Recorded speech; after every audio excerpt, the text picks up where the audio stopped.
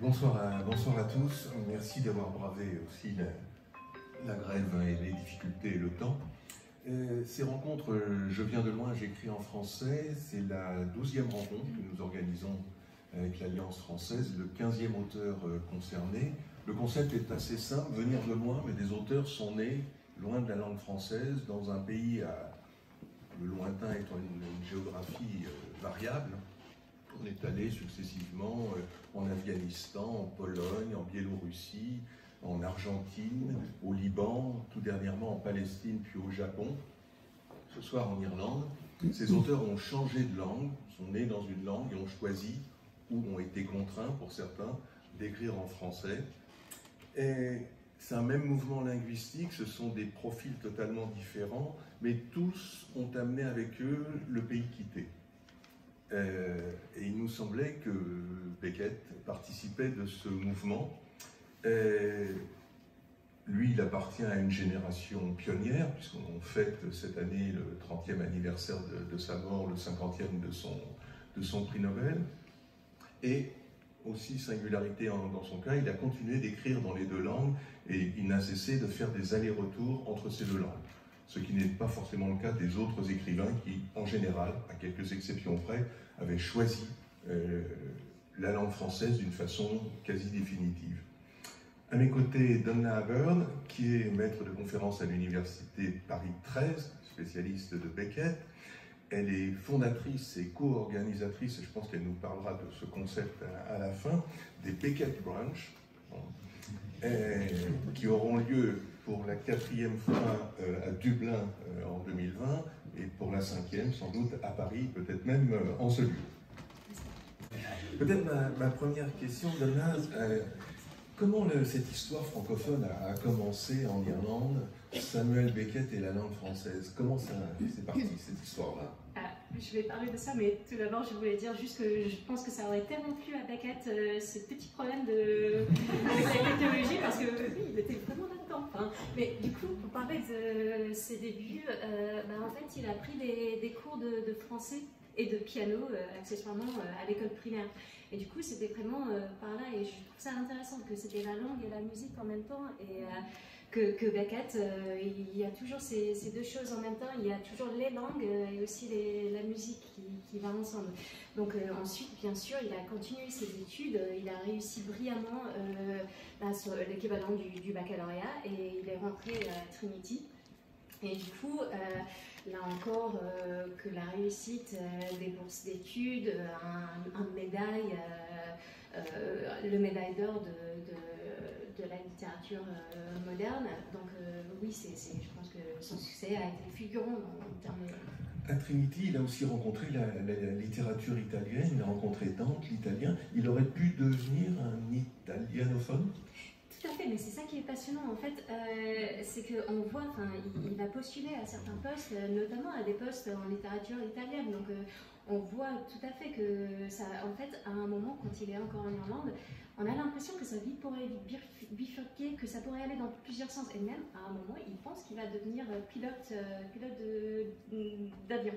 Et on se dit, c'est un peu insolite, mais je pense que ça montre à quel point il cherchait peut-être une échappatoire, ou peut-être en tout cas une façon de prendre son envol de l'Irlande. Vous parlez d'échappatoire, justement, choisir la France, c'est aussi fuir l'Irlande, les deux mouvements sont concomitants, il y en a un qui précède l'autre? Je pense que c'est difficile à dire, parce que déjà, il n'y a pas que la France, parce qu'il va voyager énormément, notamment en Allemagne aussi, donc, mais je pense... En fait, il y en a qui disent que c'est sa mère, que May Beckett, c'était une femme assez d'un caractère assez trempé, et il va avoir une vision, où il va parler d'une vision qu'il a dans sa chambre, où il voit vraiment que son avenir n'est pas en Irlande, qu'il faut qu'il aille ailleurs, que en quelque sorte, c'est un peu cette idée de la matrice, et du coup c'est lié à l'emprise. En fait, il dit, je me suis rendu compte que moi je suis ce que son amour sauvage a fait de moi. Et quelque part, pour certains, y compris pour Pascal Sardin, une universitaire à Bordeaux, Elle dit que c'est fuir la mer et fuir la langue maternelle de choses une. Je suis pas... Et je pense que Pascal Sardin, c'est beaucoup plus nuancé que ça. Mais je pense qu'il n'y a pas que l'idée de fuir. En tout cas, lui, il cherche juste ne pas à fuir tout simplement, mais aussi à aller vers. Donc je pense qu'il y a...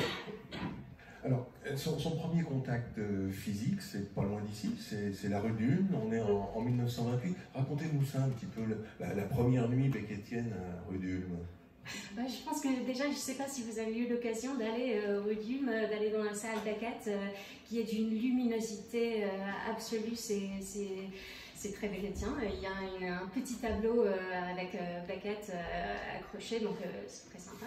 Mais du coup, lui, il arrive, il est lecteur, donc il va faire cours. Et c'est pas, comment dire, je pense que ça va, il fait ses cours, il se plaît bien, il joue au rugby et au cricket, donc c'est un sportif, Beckett. Et du coup, ouais, je pense que ça se passe plutôt bien, mais je pense qu'il va se rendre compte que c'est peut-être pas pour lui la vie d'universitaire. Alors, on va essayer de se cerner un petit peu sa personnalité avec quelques points. En préparant cette soirée, j'ai découvert qu'il s'était engagé dans la résistance d'une façon très, très directe, immédiate, dès 1939. Il devient Dick, un personnage qui est dans la résistance française. Ce souci d'engagement, parce que l'Irlande est neutre pendant la guerre, c'est très individuel de faire cette démarche, non ? Déjà, il y a la phrase très très connue de Beckett où il dit qu'il préfère la France en guerre qu'à l'Irlande en paix. C'est assez fort et c'est plutôt pas forcément bien vécu par les Irlandais. Ensuite, il a tenu parole, c'est-à-dire qu'il a essayé de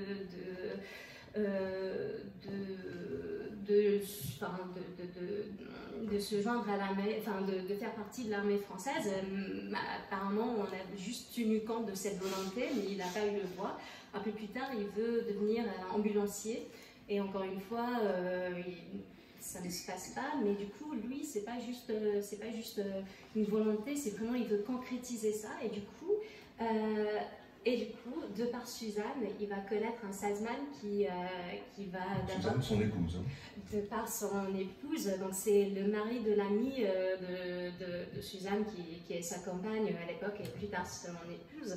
Et en fait, c'est intéressant parce qu'il sera agent de Salzman et Salzman qui va publier des documents illégaux, et en fait c'est Beckett qui va parfois taper ces documents et parfois il va les distribuer parce que avec son passeport irlandais il avait le droit de partir dans les rues de Paris la nuit pendant l'occupation. Donc on voit quand même que Beckett sait profiter de sa nationalité irlandaise à certains moments, ça peut être utile. Et ensuite, en 1941, il va devenir officiellement membre du réseau des résistants français, donc Gloria SNS. Et en fait, moins d'un an plus tard, le réseau est trahi. Il y a Perron qui est arrêté par le Gestapo, et sa femme, avec beaucoup de courage, qui va envoyer un télégramme à Beckett et à Suzanne pour dire, je ne me rappelle plus des mots exacts, mais c'est le Gestapo a arrêté, faites le nécessaire pour corriger cette erreur. Donc c'était langage codé, et du coup Beckett et Suzanne ont su qu'il fallait s'enfuir. Donc ils ont pris le temps de prévenir les autres, et puis ils se sont enfuis, et finalement ils arrivent à Vichy, mais à pied. Donc c'était vraiment, il y avait un passeur, donc c'était la clandestinité, oui. Et un grand courage de sa part. Oui. Un autre épisode, je voudrais qu'on évoque Saint-Lô aussi, la construction de cet hôpital après la guerre, même pour la Croix-Rouge. Là aussi, c'est une face quand même un peu étonnante de Beckett. Non ? Oui, et en même temps, ça montre son engagement et c'est la concrétisation de sa relation avec la France, je trouve. Ce moment où en fait, il y a une partie comment dire, il y a une partie d'idéalisme et une partie de, enfin en fait il était rentré en Irlande et ensuite c'était assez en 45 après avoir après s'être caché à Roussillon pendant la guerre, donc il va revenir, sauf qu'il ne peut pas revenir parce que c'est un étranger sans emploi. Et ça pose problème. Et du coup, il trouve par le docteur Alan Thompson et la Croix-Rouge, donc qui vont créer cet hôpital à Saint-Lô. Je ne sais pas si vous êtes au courant, mais Saint-Lô a été bombardé par les Alliés. Et du coup, le 6 juin 1944. Et du coup, il y a 90% des bâtiments à Saint-Lô qui ont été entièrement détruits et on l'appelait par la suite, dans la presse française, la capitale des ruines. Donc voilà, c'était du coup Beckett, il va pour, je pense qu'il dit lui-même, donc il va publier, enfin, il va préparer quelque chose qu'il souhaitait lire à la radio irlandaise, l'équivalent de Radio France, The Capital of the Ruins, donc reprenant la capitale des ruines, mais en anglais. Et en fait, lui, il dit que ce que les Irlandais ont apporté, ils pensent qu'ils ont eu tout autant que eux, ils ont apporté la main d'œuvre, ils ont apporté, ils ont bâti cet hôpital, mais eux aussi, ils ont reçu des choses et ils pensent que, en fait, ils disent que provisoire n'a plus le même sens dans un univers devenu provisoire. Mais si on peut en tirer quelque chose, ça aurait été en France. Et c'est assez intéressant les temps qu'il utilise, this will have been in France. Donc c'est comme si lui, il cernait un changement profond qui s'était opéré. Et je vous encourage, si vous n'avez pas encore lu ce texte, ça existe en traduction, je vous encourage à le lire. Il est d'une beauté, c'est tellement concret, mais en même temps, on sent que là, c'est un virement. C'est un virement qui s'opère et je pense que c'est à partir de là qu'il y aura cette phase où il va commencer à écrire en français. Vous avez cité le nom de Suzanne tout à l'heure, donc celle qui est devenue son épouse et qui va décéder 6 mois avant la mort de Beckett, donc elle sera sa compagne tout au long de sa vie. Le rôle de sa femme et le rôle de Barbara Gray, toutes les deux. Oui, parce que justement dans la vidéo, je me demandais, parce que pour moi c'était Barbara Gray, mais peut-être que je me trompe, après je me suis dit, mais si se trouve c'est Suzanne, mais bon. En tout cas, que dire de Suzanne. Donc déjà, quand ils se rencontrent pour la première fois, c'est à l'école normale, en fait, ils jouent au tennis ensemble, et puis Beckett est poignardé en 1938, et si on peut dire le bon côté d'être poignardé. Bon, c'est qu'il a, il a retrouvé Suzanne, et du coup, c'est à partir de là, en fait, c'est intéressant. À un moment, il va envoyer, c'est la première fois qu'il parle d'elle dans ses lettres, il va écrire à son très grand ami Thomas McGreevy, et il va dire il y a cette dame française, et il dit il n'y a pas de passion. Je l'aimais pas, pas avec une. C'est dépassionné presque. C'est un amour sans. Mais je sens qu'elle me fait du bien. Et puis il dit, de toute façon, il dit, de toute façon, toi et moi, on sait que ça va se terminer. La question, c'est de savoir quand. Finalement, ça c'est pas fini, mais c'est vrai que oui. Et puis Suzanne, bien évidemment, elle va jouer. Moi, je trouve que on peut dire que c'est une collaboratrice. C'est juste dommage qu'on n'a pas des lettres entre Beckett et Suzanne pour des raisons, parce qu'ils vivaient ensemble. Elle allait aux pièces, si lui il pouvait pas se déplacer pour aller aux premières ou pour aller voir ses pièces, c'était elle qui allait. Donc c'est une passionnée de l'avant-garde, elle était musicienne. Je pense que pour moi, on parle pas suffisamment de Suzanne pour des raisons diverses. Beckett et ses contemporains écrivains, on peut en dire quoi, les Français en particulier, là, je ne sais pas, la génération Sartre, Camus, le nouveau roman, on sait qu'il est dedans, on connaît la photo, ils sont tous réunis, mais il a des contacts avec eux, il les voit, il les rencontre, ils échangent. Oui, et déjà, il va dire au moins 2 fois, il va conseiller à ses amis, il va dire lisez L'étranger, il y a quelque chose. Donc et 2 fois, il va vraiment insister là-dessus. Avec de Beauvoir et Sartre, c'est un peu plus compliqué parce que Temps moderne, donc le revue de Sartre va accepter de publier Suite, donc une nouvelle de Beckett, sauf que finalement ils vont publier que la moitié. Et Beckett, il a un problème avec ça, donc on le voit dans les lettres, il dit je sais pas, j'hésite, non mais il faut que je lui écrive. Donc il va écrire à de Beauvoir pour dire, c'est assez intéressant parce qu'il va miser sur l'émotion et il va dire, vous, en tant qu'écrivain, vous aussi, vous ne pouvez pas accepter cette mutilation, vous comprenez que je ne peux pas accepter cette mutilation.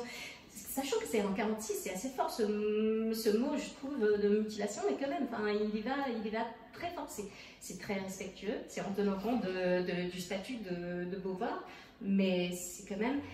Et puis on voit une lettre un peu plus tardive, on n'a pas la lettre de Beauvoir, mais on a la lettre de Beckett où il dit « Je suis très content de savoir que vous et Sartre, que vous avez apprécié, je ne sais plus c'était quel livre, Molloy je pense. Et oui, volontiers, on pourra en parler. » Et du coup, on voit un peu le côté gracieux, mais aussi le côté où il y a une étoile il y a l'étoile de Beckett qui monte un peu et il choisit d'être gracieux, je pense. Ouais.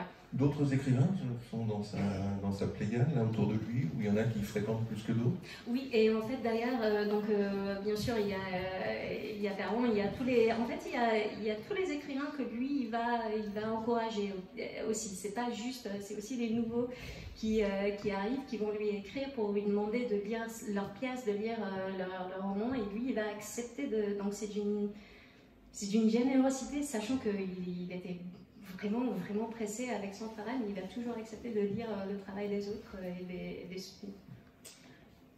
Ses lectures, c'est quelqu'un qui lit quoi? Il lit en anglais, il lit en français, il lit dans d'autres langues, il lit des classiques, il lit ses contemporains, il lit tout. Qu'est-ce qu'il lit? Il lit tout, et en même temps on se demande, mais comment est-ce que quelqu'un peut avoir le temps de lire autant et dans autant de langues? Donc par exemple, il va lire Gollancz, et comme il trouve que son latin n'est pas au niveau, il va améliorer son latin pour qu'il soit au niveau, pour qu'il puisse lire Gollancz en latin. De même, Kant, moi je trouve ça intéressant qu'il était fan absolu de Jane Austen. Ce qui est bon, mais du coup, quoi d'autre? C'est plus facile de parler parce qu'il va lire Sartre, il va lire Camus, il va lire la Bible, il va s'inspirer de. Mais du coup, c'est plus facile de dire, mais qui est-ce qui n'a pas lu? C'est oui. C'est quelqu'un qui va au théâtre, évidemment, mais il va au cinéma aussi, par exemple, il s'intéresse, c'est un art qu'il a un petit peu côtoyé, donc qu'est-ce qu'il va voir? On le sait, ça? Oui, certainement. Là, il n'y a pas de titres qui me viennent à l'esprit, mais par contre, on sait que c'était un fan de Buster Keaton, et notamment, il y a Buster Keaton ensuite, qui va jouer dans son film, qui s'intitule Film.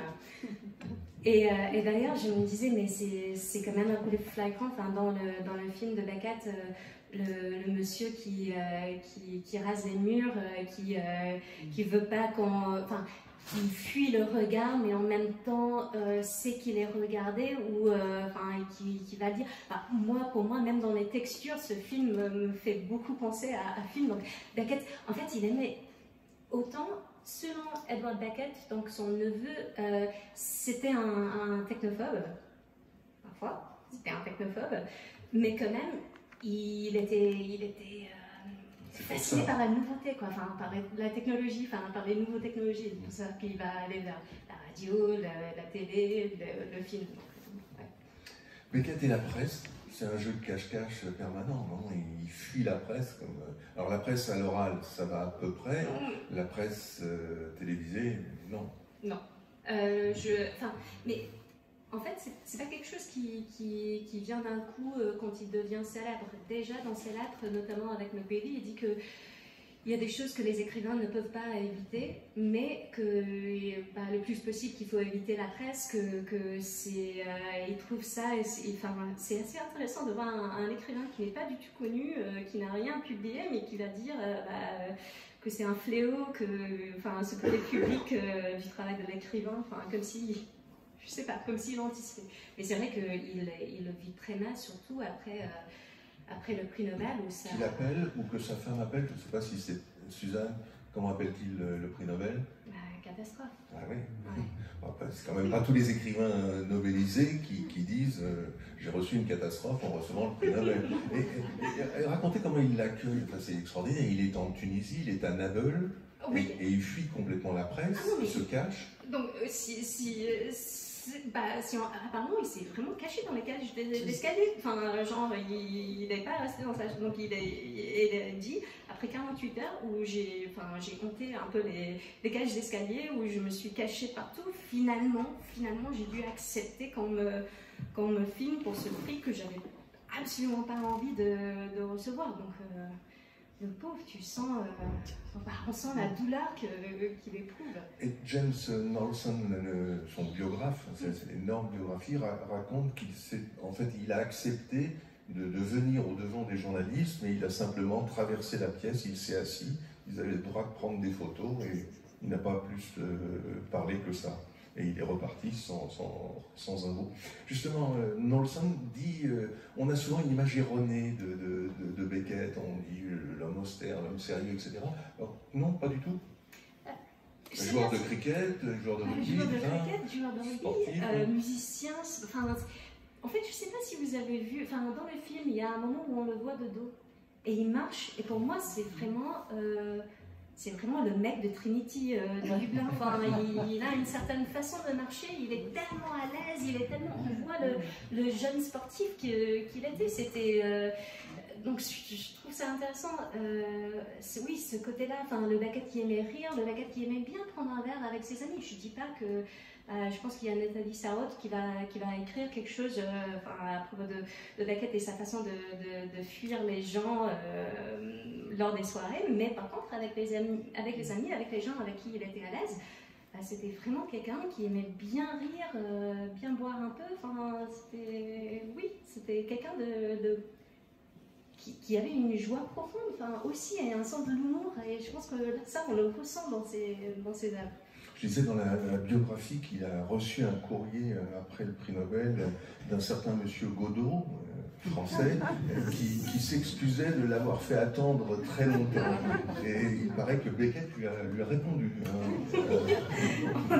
Merci de votre ponctualité, j'apprécie beaucoup. Donc, oui. Un mot sur Beckett et sa générosité. Vous avez esquissé le mot tout à l'heure. Généreux avec les écrivains, mais généreux aussi en argent, en monnaie. Il a beaucoup donné.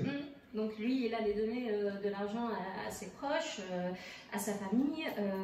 Ensuite, à un moment, il pense qu'il va donner tout l'argent de ce truc de Stockholm à la bibliothèque de Trinity. Et ensuite, en fait, c'est Adamov, donc le dramaturge Adamov, qui est dans le besoin. Et lui, il saute tout de suite, il veut donner de l'argent tout de suite. Et il dit, enfin, peut-être un avantage à ce truc. Et on voit là que vraiment, lui, s'il avait des sous, il aimait bien donner des sous, même à Barbara Bray, donc sa compagne. En fait, Barbara et Suzanne, c'était un peu en parallèle jusqu'à la fin de sa vie. Et à elle aussi, il allait envoyer régulièrement des chèques. Donc, c'était, oui. Un homme généreux. Il va être généreux avec Václav Havel aussi, à la fin de sa vie. Il va aider le dramaturge tchèque.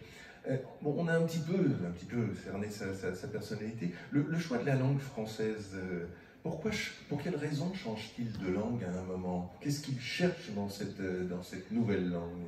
Donc, on a toutes ces idées d'appauvrissement, et comme j'ai dit, il y a cette histoire de la langue maternelle, parce que pour Beckett, il se dit avortant raté. Et il va parler de Dublin, dire que ça c'est un avortement raté, mais de lui-même aussi que c'est un avortement raté. Donc c'est assez fort, mais pour lui, vraiment il y a quelque chose qui cloche dans la langue maternelle, et lui il cherche à dépouiller un peu la langue, pas juste à épurer, mais en fait tous les automatismes de la langue, toutes les choses qu'on va dire sans y penser. Beckett voulait pas cette aisance. En fait, il dit à un moment, my English is queer. Donc mon anglais est bizarre, est étrange, et ça lui plaisait. C'est ce qu'il cherchait. Par exemple, dans Oh les beaux jours, c'est ce que Beckett cherchait, c'était cette étrangeté à lui-même, qu'il ne voulait pas être à l'aise dans la langue, il ne voulait pas tout à fait plonger dans la silence, mais il ne voulait pas non plus être éloquent. Hein. Il avait peur des deux, il fallait ce genre de, pas exactement de bégaiement, mais au moins cette déracinement, enfin, cette idée que sa langue qui n'était pas tout à fait sa langue. Et d'ailleurs, on va voir que c'est un va-et-vient perpétuel, même les autotraductions deviennent des réécritures et des réécritures. Enfin, il faut toujours, quand on regarde les traductions, en fait, il faut les voir ensemble, parce que ils se parlent entre eux, elles se parlent entre eux, ces œuvres se parlent, et il va modifier des choses en fonction d'une langue, il va voir ce qui marche dans une langue, il va revenir vers l'autre langue. Le passage d'une langue à l'autre, tout à l'heure, Clara Simpson, c'était une sorte de glissement. Hein. Vous êtes passé, alors cette fois de l'anglais vers le français. Est-ce qu'on peut dire que ça s'est passé de cette façon-là? Est-ce que les textes étaient commencés en anglais, terminés en français? Il y a eu des moments comme ça? Comment ça s'est fait concrètement? C'est vrai que déjà, je ne sais pas pour vous, mais moi, ce moment où ça glisse du français à l'anglais, ça m'a donné des frissons. Je trouve qu'il y a un truc. Mais pour Beckett, j'ai envie de dire que c'était beaucoup plus difficile, qu'il va dire moi je ne sais pas écrire ni en français ni en anglais, c'est raté, tout ce que je fais est raté. Il va dire là je pars, je vais devoir traduire fin de partie, je pars en terrain vague in the wastes and the wilderness of translation. Tu sens la souffrance, il va parler de ça comme un supplice. Et du coup, il n'y a jamais de facilité, mais je pense que trop de facilité, il n'aurait pas apprécié. Il trouve quoi dans la langue française? On comprend un petit peu ce qu'il cherche, et est-ce qu'il trouve ce qu'il cherche? Pour moi, c'est vrai que là, en fait, c'est très beckettien. Tout ce que j'ai en tête pour le moment, c'est des fois où vraiment il va buter contre quelque chose. Donc, par exemple, dans A Piece of Monologue, quand il va essayer de le traduire, il va pas réussir. Parce que dans A Piece of Monologue, le début c'est Birth was the death of him. Et pour lui, birth, la naissance en anglais, il y a vraiment il y a le plusif et ensuite il y a la langue qui suit. Donc pour lui, c'était vraiment l'action de la naissance, l'ouverture et puis la suite. Sauf que ça ne marche pas en français parce que la naissance, c'est pas tout à fait le même. Et du coup, il va couper un tiers du texte et il va appeler ça solo. Il va dire que c'est adapté de l'anglais, mais quand c'est réussi, comment dire, par exemple, En attendant Godot, on a fous-moi la paix avec tes paysages, parle-moi du sous-sol. Et en anglais, ça donne speak to me about the worms, talk to me about the worms. Je trouve que dans les deux versions, il y a quelque chose, il y a une richesse et quasiment, si on parle les deux langues, on peut aller d'une langue à l'autre et ça devient vraiment plus fort, ça se renforce. Beckett disait de la langue française, je voudrais que vous commentiez un tout petit peu, trois mots. Il disait que la langue française était pour lui plus excitante. J'ai vu ce terme-là. Il disait que ça lui permettait de retrancher le superflu et de décaper la couleur. Alors ça veut dire quoi ça?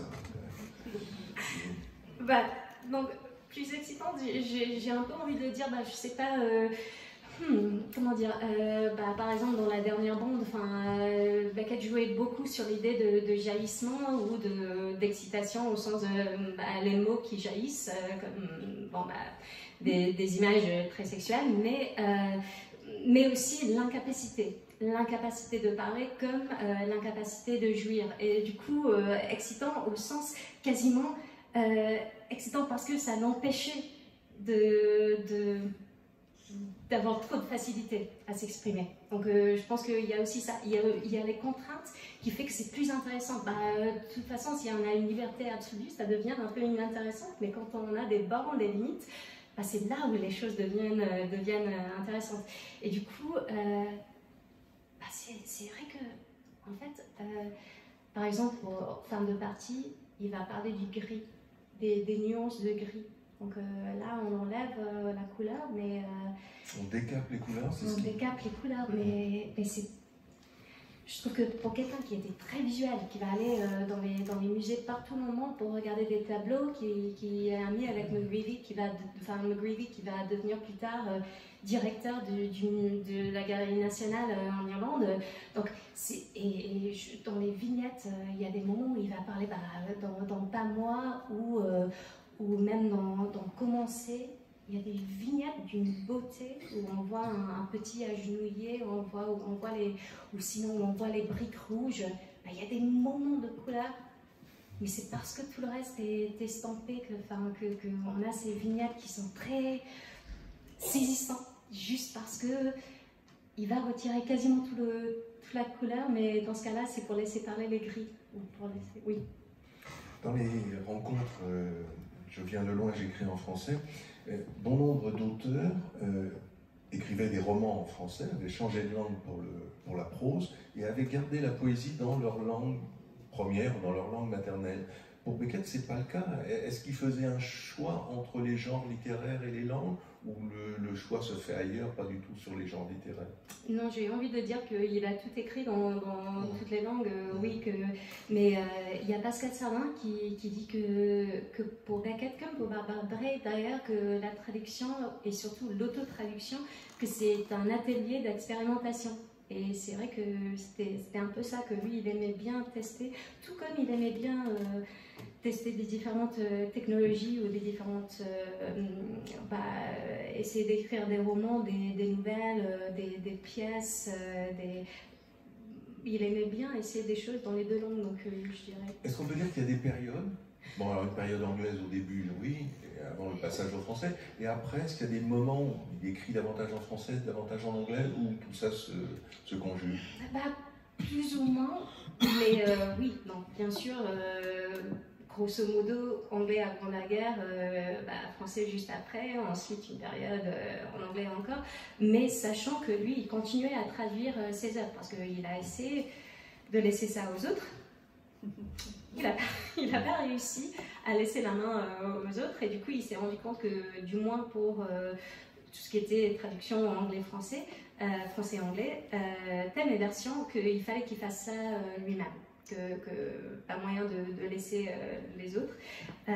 Et du coup, même quand il écrit en une langue, il est toujours en train de traduire ou de réécrire ou de revoir ou de regarder, enfin d'aider avec les productions sur scène de ces pièces dans une autre langue. Donc il n'y a jamais vraiment de... En fait, il n'est jamais monolingue, Beckett. Il est toujours dans au moins deux autres langues, voire 3, voire 4, 5. Je voudrais vous citer Nabokov, qui lui aussi a changé de langue, donc c'est intéressant de le citer à propos de Beckett, me semble-t-il. Il dit « La langue de Beckett est une langue scolaire, apprise », et il ajoute « Parce qu'en français, il est plus facile d'écrire sans style ». Alors, qu'est-ce que vous en pensez de la langue scolaire apprise? Ça dépend de ces idées de la vie scolaire, mais bon, oui. Disons que parfois c'est cette image qu'on a de Beckett, mais il y a George Craig qui est le traducteur de ses lettres, qui va dire en fait non, parce que quand il était par exemple à Roussillon, là, il était entouré, il avait un autre français, il avait le français de la France un peu profonde, la vraie France, il a envie de dire. Et du coup, c'était pas du tout un langage scolaire, et du coup, on sent Par exemple, en attendant Godot, quand on voit ce qu'il appelle la merde close, c'est pas du tout scolaire. Je pense qu'on est bien d'accord, mais donc je pense que peut-être qu'au début c'était scolaire, mais je pense pas du tout après. Et si parfois, en fait, Beckett, quand il va, par exemple, quand il met des phrases en français dans ses lettres, ou quand il met certaines choses dans ses œuvres, c'est plus une invitation à jouer avec lui. Genre, ce qu'il veut, c'est que l'autre vienne vers lui. Enfin, et du coup, lancer des choses en français dans une lettre en anglais, c'est une façon de dire viens me voir. Il se mêlait aussi des traductions dans les autres langues. Vous disiez qu'il lisait l'allemand, il lisait l'italien. Il se mêlait des traductions italiennes, des traductions allemandes, peut-être d'autres langues, je ne sais pas. Il dit ça, oui. Oui, et du coup ses œuvres sont traduites dans plus de 50 langues. Et lui,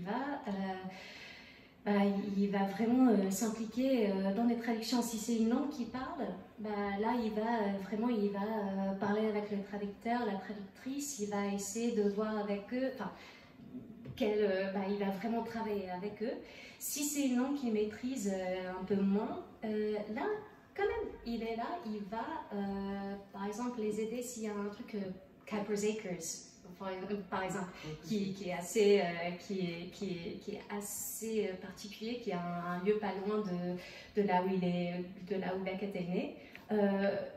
Comment traduire ça dans une autre langue? Il va aider la personne, à cerner des particularités dans sa langue. Même si c'est une langue qu'il ne maîtrise pas, il est quand même quasiment étrangement impliqué toujours dans le travail de la traduction. Il cherche des sonorités aussi, j'imagine, non? C'est ça aussi la recherche. Oui, parce que je pense que, en fait, il parle, à un moment, il parle de Beethoven et de la 7e symphonie de Beethoven, et il dit pourquoi est-ce qu'on ne pourrait pas avoir un langage comme ça, où ce serait des énormes, des plages de silence ponctuées par quelques sons.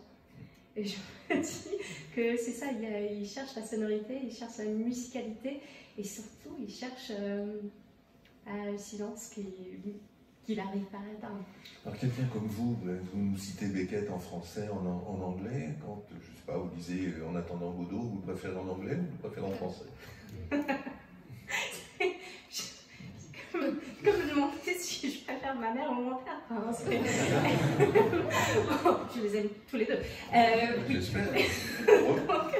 donc, non, mais je veux dire, moi, la première fois que j'ai vu une pièce de Beckett, c'était avec Barry McGovern à Dublin. Donc, moi, c'était Waiting for Godot, la première pièce de Beckett que j'ai vue. Donc, évidemment, ça m'a marqué. Mais moi, pour certaines choses, je préfère, pour En attendant Godot, par exemple, je préfère la version, je pense, ce soir, je préfère la version française. Et de temps en temps, il y a certaines pièces quand même que vous préférez en anglais ou que vous préférez en français, non? C'est la... Oui. Vous maintenez le... oui, non, mais... Quand elle est écrite tout d'abord en anglais, ou je ne sais pas, ou lorsqu'elle est écrite au contraire en français tout d'abord, vous préférez la première version plutôt la seconde? Comment ça se passe? Ou il n'y a pas de règle et puis voilà. Je pense que comme il y a un va-et-vient dans Beckett, en fait c'est ça, c'est le côté agréable chez Beckett, c'est qu'on peut lire et relire et à chaque fois c'est une nouvelle pièce, c'est une nouvelle œuvre. Par contre, je ne sais pas si...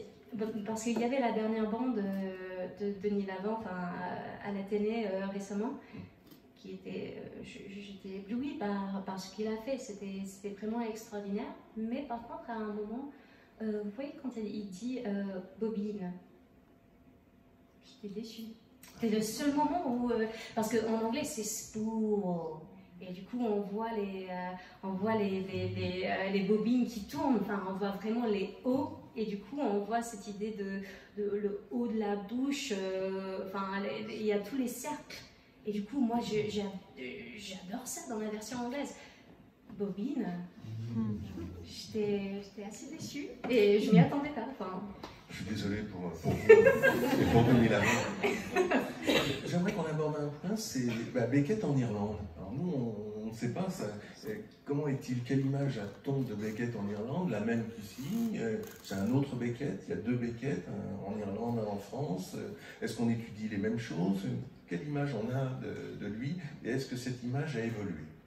Je pense que c'était compliqué un certain temps. Comme j'ai dit, par exemple, il va publier Censorship in...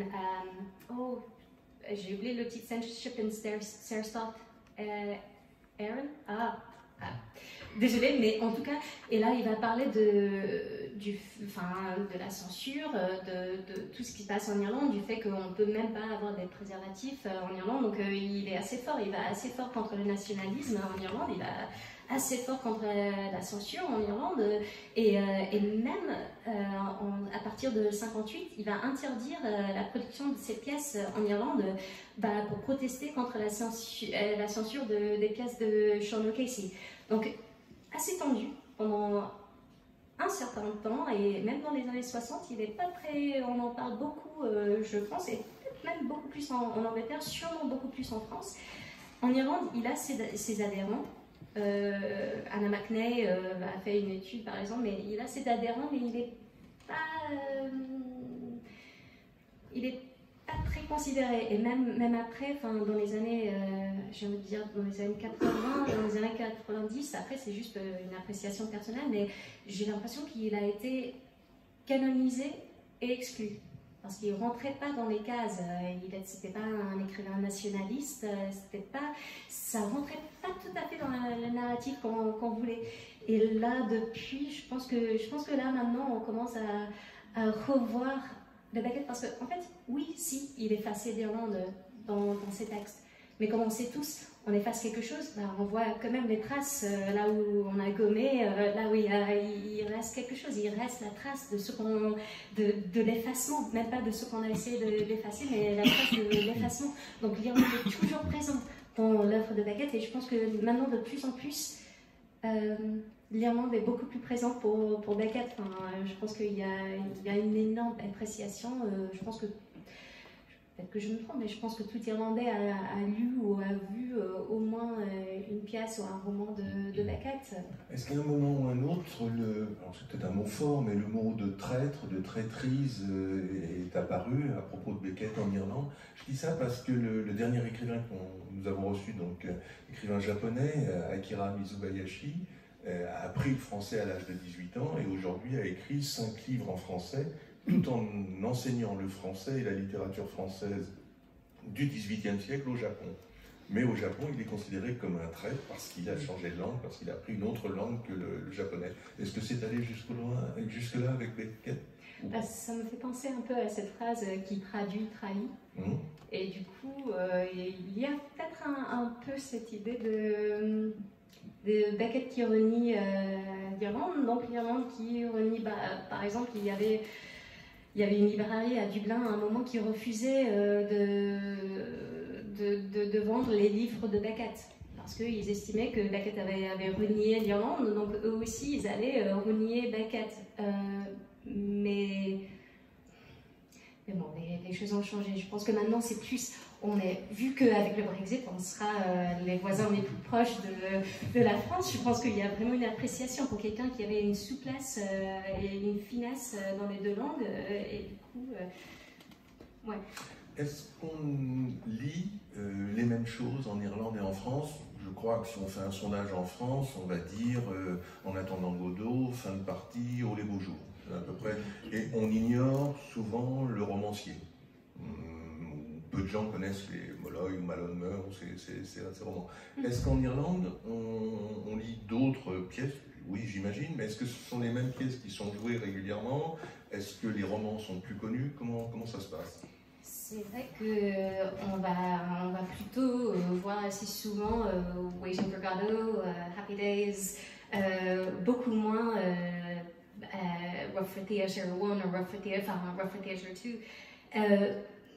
Donc j'ai tendance à dire que oui, les étudiants par exemple vont lire peut-être les pièces un peu plus connues, mais je pense que le Beckett Molloy, Mollonmer, l'innommable, tout à fait. Je pense qu'ils continuent à être lus. Il me semble que Beckett est aussi bien connu en Irlande par ses romans et non pas uniquement pour ses... Il y a au fronton des collèges, des lycées, des universités, il y a le nom de Samuel Beckett, c'est Victor Hugo, Aragon, je sais pas, Malraux, c'est l'équivalent ici ou pas? Pas trop, mais il y a un pont. Il y a le pont Samuel Beckett qui traverse le Diffée. Ce qui est hyper agréable, c'est que toutes les rues, à ma connaissance, tout autour, sont en sens unique. Donc en fait, pour réussir à trouver le pont et pour traverser le pont, c'est un périple absolu. Il faut contourner et c'est un moment, on perd un peu la tête parce qu'on tourne en rond. Et encore une fois, je pense qu'il aurait peut-être apprécié. Ouais.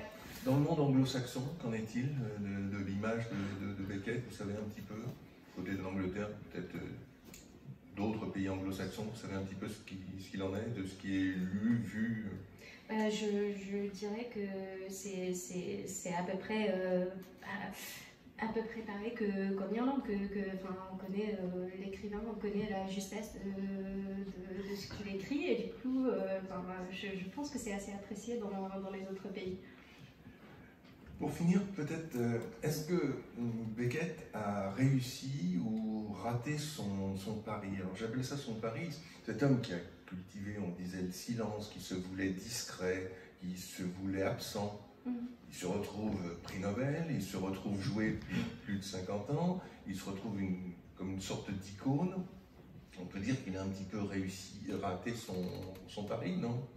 Et d'un autre côté, alors c'est une autre, mais répondez peut-être déjà à celle-ci. Je dirais pour quelqu'un qui a écrit Faisals Foirade, j'ai envie de dire que pour Beckett, rater, c'était réussir. Ou sinon, rater, ça voulait dire qu'on pouvait essayer encore, try again, fail better. Mais rater au sens, je pense que pour lui, comme le montre bien ses lettres d'ailleurs à McGreevy, je pense qu'il pensait que c'était inévitable, le côté public de la vie de l'écrivain, qu'il fallait un minimum parler aux maisons d'édition, faire un effort de se faire connaître. Donc je pense qu'il était conscient de ça, mais c'est un peu comme il va chercher le silence tout en sachant qu'il ne va jamais, ou c'est Clove ou Ham dans fin de partie qui vont chercher à arrêter le jeu tout en sachant que en essayant d'arrêter le jeu, il contribue à cet amas, à ce tas impossible de paroles qui ne cessent pas, tout comme Vladimir Estragon qui n'arrive pas à atteindre. Donc je pense que raté, je ne sais pas, mais en tout cas, je pense qu'il était conscient quelque part qu'il n'arriverait pas au silence et du coup, il n'arriverait pas à renier le côté prix Nobel. En revanche, ce qu'il a réussi, à mon sens, c'est un petit peu de renverser le paradigme de l'écrivain engagé. Je m'explique, bon nombre d'écrivains engagés, en tous les cas français, se disent engagés dans leurs écrits et se sont peut-être un peu moins engagés concrètement. Je pense à la guerre en particulier. Beckett, c'est presque le contraire. Lui, il s'engage tout à fait physiquement dans la guerre, il est généreux tout à fait, là aussi, d'une façon très, très concrète, et en même temps, il est extrêmement discret sur le plan politique, en tous les cas en apparence, dans son œuvre. Il n'y a pas l'engagement tel qu'on le décrit généralement dans son œuvre. Donc l'homme est engagé, mais les écrits de l'écrivain le sont moins, il renverse la chose. Donc je me trompe, j'ai raison. Je pense que c'est en grande partie, c'est juste parce que par exemple, il va recevoir des médailles de la part de la France après la guerre, mais il va quasiment jamais en parler. Donc on sait très peu là-dessus, parce que pour lui, il avait horreur de ça, de la frime, de se mettre en avant. Donc, et c'est vrai que, pour moi, par exemple, je pense que pour plein d'autres gens, on trouve, par exemple, dans Nathan Godot, on trouve des choses qui sointent. Des choses qui arrivent par le sous-sol, des choses qui émergent, des choses où on sent... moi, ça me fait penser à Saint-Lô tout de suite, parce qu'il va parler d'un marais de boue. où il y a des choses insolites qui vont surgir, des morceaux de meubles qui vont surgir de la boue. Et moi, quand je lis ce qu'il écrit sur Saint-Lô, je me dis, ah oui, il y a quand même, quand il dit, il va pas en parler directement, mais on s'en sert. Enfin, il dit, on s'en sert quand même. Et je pense que c'est ça, il s'en sert. Et c'est vrai que, même pour Catastrophe, qui est créé pour Václav Havel, je pense que ça, c'est un acte politique quasiment, mais avec un petit P. Enfin, il va pas s'ériger en démagogue ni rien. C'est juste. Donc il est engagé, mais c'est un engagement assez subtil, qui va taire. Très discret une fois encore, et qui parviendra jusqu'à Václav Havel, qui l'entendra depuis sa prison tout de même. Hein, ça va. Juste une dernière question. Alors, les Beckett Brunch, de quoi s'agit-il? En fait, en 2010, on organisait un colloque et on s'est dit, deuxième jour, qu'on ne voulait pas qu'il y ait cet écart entre les universitaires et le public, parce qu'il y a un grand nombre de gens qui adorent Beckett, qui ont envie de parler de Beckett, qui ont envie de poser des questions, de savoir des choses. Il y a des universitaires, enfin, il y a des praticiens, genre des acteurs, des producteurs, qui veulent... qui ont envie de parler, et souvent, ces mondes ne communiquent pas trop. Et du coup, on a eu vraiment la chance que le Centre culturel a très gentiment accepté de nous accueillir, parce qu'on s'est dit, quoi de mieux que Beckett que Beckett et les viennoiseries. Et du coup, le principe, c'était que les gens vont manger, s'ils prennent un café, ils vont prendre un café pour leurs voisins aussi. On va manger un vrai brunch. Et on aura des interventions, des mini-interventions où on va parler de Beckett et film, où on va parler de Beckett et le rugby, où on va parler de toutes choses. Et du coup, ce que j'adore, c'est c'est le côté partage, c'est le côté convivialité, c'est tous unis par l'envie de partager un peu, d'apprendre un peu dans les deux sens. Parce que c'est vraiment ça, Alors si j'ai bien compris, c'est ce que nous allons faire maintenant. Ça ne sera pas un brunch, mais la transition est toute trouvée.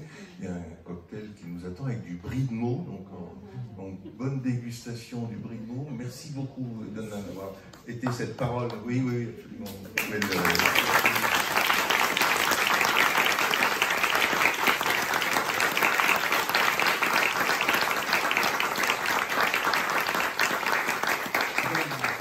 Bonne dégustation, bonne lecture beckettienne ou pas beckettienne d'ailleurs, et bonne fin de soirée à tous.